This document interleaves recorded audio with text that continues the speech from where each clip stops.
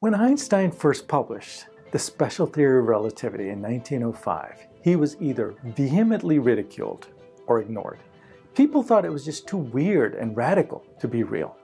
This guy is not even a working scientist. He's just a patent clerk, some said.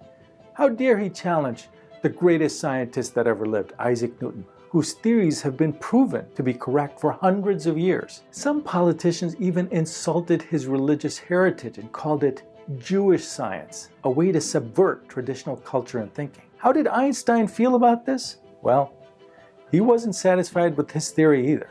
He was unhappy because the theory only applied to observers moving in a straight line at a constant speed. The theory did not apply if gravity was present or if the observer was accelerating.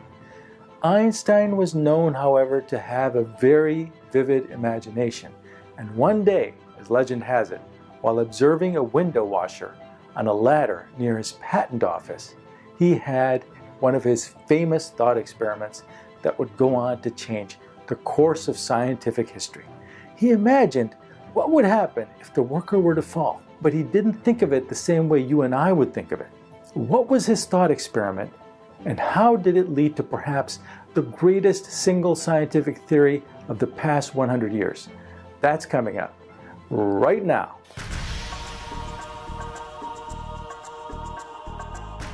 Guys, before I talk about Einstein's insight, just allow me to tell you about today's sponsor, Magellan TV. I was partly inspired to do this video after watching a documentary on Magellan called Einstein and the Theory of Relativity. It's a fascinating journey into the history of the theory and its implications. The explanations and commentary are by some of the world's most renowned scientists. Magellan TV is a new type of streaming documentary service that was founded by filmmakers and producers who bring you premium quality documentary content. Featured subjects include history, nature, and of course science and space.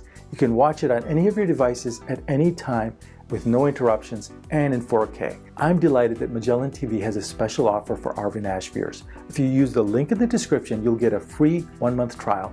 I highly recommend Magellan TV, but be sure to use the link in the description. While watching the window washer on a ladder, Einstein thought about what would happen if the window washer fell. For most people, imagining this would just conjure up disturbing images of the poor guy landing on the ground below, and the story would not have a happy ending. Einstein thought about it differently. He put himself in the window washer's perspective and imagined not what would happen when he met the ground, but what he would experience as he was falling. What he realized was that if he was falling, gravity would be the only force acting on him. He would be accelerating towards the ground, but since the ground would not be pushing up against his body, he would feel no weight. With no wind resistance, he would be in free fall. And this would be no different than being weightless in space. In a way, gravity and acceleration were different ways to describe the same thing. This is where Einstein had a huge insight. The way to connect gravity with the theory of relativity was through the idea of acceleration, since the two are equivalent. Einstein imagined being in a room with no windows. And if the room had a bathroom scale handy, what would happen if you stepped on the scale? Well, if anywhere stationary on Earth, you would weigh 80 kilograms, or whatever your weight is. Now he imagined being in the same room in space. Now what if the room was on a spaceship that was accelerating in an upward direction at 9.8 meters per second, which happens to be the exact same as the gravitational acceleration on Earth? What would happen when he stepped on the scale then? Well, the scale would read 80 kilograms, just like it did on Earth. The acceleration on the spaceship would appear to him inside the room as being indistinguishable from being stationary on Earth. If he didn't know he was on a spaceship, he could just as well presume he was on Earth. There would be no way to tell the difference. Or would there? Einstein thought about this and asked himself if there was a way to tell the difference. He imagined what would happen if he took a flashlight or a laser beam and pointed it from one side of the room to the other as the spaceship was accelerating upwards. If he had a sensitive measuring instrument, he could measure the height of the light on the other side of the room.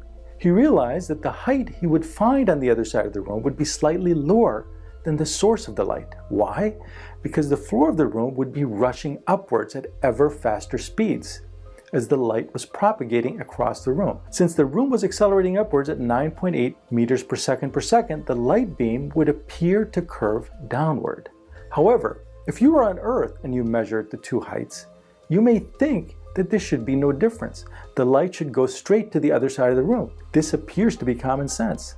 But Einstein thought this can't be because it would violate the principle of equivalence. Acceleration of the room on a spaceship should be no different than the room under the influence of gravity on Earth. He realized that this meant light must bend in the presence of a gravitational field. But how could this be? Because light always takes the shortest path between 2 points. It should be going straight. Then he realized, wait a minute, maybe the light is taking the shortest path between 2 points. Maybe the shortest path is not a straight line. He imagined the curved surface of the Earth. The shortest path between any two distant points on Earth, if you're restricted to the surface of the Earth, is never a straight line because you have to traverse the curvature of Earth. So the shortest path is always curved. So maybe gravity somehow causes a curvature of space itself. He hypothesized that in space, perhaps a straight line is not the shortest path between 2 points, and that perhaps in the presence of mass and energy, space somehow becomes curved, so that the shortest path the light can take is a curved path. This was the key insight that Einstein had about gravity. But in order to express this mathematically, it required very complicated mathematics that even a genius like Einstein could not easily figure out. He contacted an old buddy of his from college days, mathematician Marcel Grossman. Grossman had just finished his PhD dissertation on the topic of, wouldn't you know it, the geometry of curved space is called Riemannian geometry. With his help, Einstein figured out the mathematics of curved spacetime, and this curved geometry is really the basis of general relativity. Now you have to realize how different this was than the status quo of the time, which was Newtonian space and time, which presumed that time was fixed, space was fixed, and gravity was a mysterious force that could act at a distance from one massive object to another without touching it. In this model, gravity did not affect the underlying space and time, but acted within it. Einstein's theory was now that gravity was not a force between massive objects, but something that emerges from the interaction of space and massive objects. John Wheeler would later summarize the theory in 12 short words. Space-time tells matter how to move, and matter tells space-time how to curve. That's it. That's general relativity in a nutshell. And orbits of planets could now be explained not by some mysterious force that acts at a distance, but rather an interaction that takes place locally with mass or energy and the space around it. And this can be visually represented by the kind of graphic you see here to show how massive objects like planets form orbits around other massive objects. It's important to note that the trampoline analogy you normally see on TV shows and YouTube videos like this is a 2D plane used for visualization purposes only. The interaction occurs obviously in 3 dimensions, not just 2. It looks more like this graphic. Now this is much more difficult to visualize and animate, so it's typically not used, but it is more accurate. However, in order for this theory to really be taken seriously, it had to make a prediction that could be tested, and that prediction could not be explained in any other way. This test came in the form of Mercury. Mercury's orbit had been a mystery for decades because it was unusual. All planets orbited the Sun in an ellipse. The planet closest to the Sun, Mercury, also orbited in an ellipse, but it did something weird. It had something called a precession. What this means is that its ellipse never closes. The point of the orbit that was farthest from the Sun advances a little bit every time Mercury goes around the Sun. It's as if the ellipse itself is orbiting the Sun. No one could ever figure this out using Newton's equations. When Einstein applied his new curved space theory to this orbit, the new theory predicted exactly the precession that Mercury actually has. Finally, a theory perfectly matched the observation which had been a mystery for decades. You can only imagine how Einstein felt when he figured this out. There was a time when Einstein was the only person in the world who realized that the universe actually works this way. But many skeptics still remained. Many scientists still had doubts about Einstein's theory. But the most foolproof confirmation of his theory came 4 years after he published it. That's when a team led by English astronomer Arthur Eddington in 1919 photographed stars near the Sun during a total solar eclipse. If Einstein was right, then the position of the stars near the Sun would appear different than their predicted locations based on where they should be as seen at night. This would happen because as light passed near the sun, it should be bent by the curvature of space due to gravity. And that's exactly what he found, confirming that the theory was correct. And this is the moment that Einstein became a celebrity. You might ask, okay, I get it. I get space curvature, but it's called space-time. How does time enter into the picture? Why is this not just a distortion of space, but also of time? This is where Einstein's first theory, special relativity, comes in. The essential presumption in special relativity is that light always moves at the same speed, regardless of perspective or reference frame. This means that light will have the same speed in an accelerating reference frame as it will in a resting reference frame. If this is the case, then it means that the speed of light in the presence of gravity will be the same as its speed in empty space. Speed equals distance over time, s equals d over t. But since the distance traveled by the beam of light in a gravitational field is longer due to the curvature of space, in order for the speed of light to remain constant, time itself must pass slower in the gravitational field relative to time in empty space. In other words, time increases proportionately with the curvature of space near the gravitational field compared to empty space to keep the speed of light constant in both reference frames. This is why time is considered distorted by gravity along with space.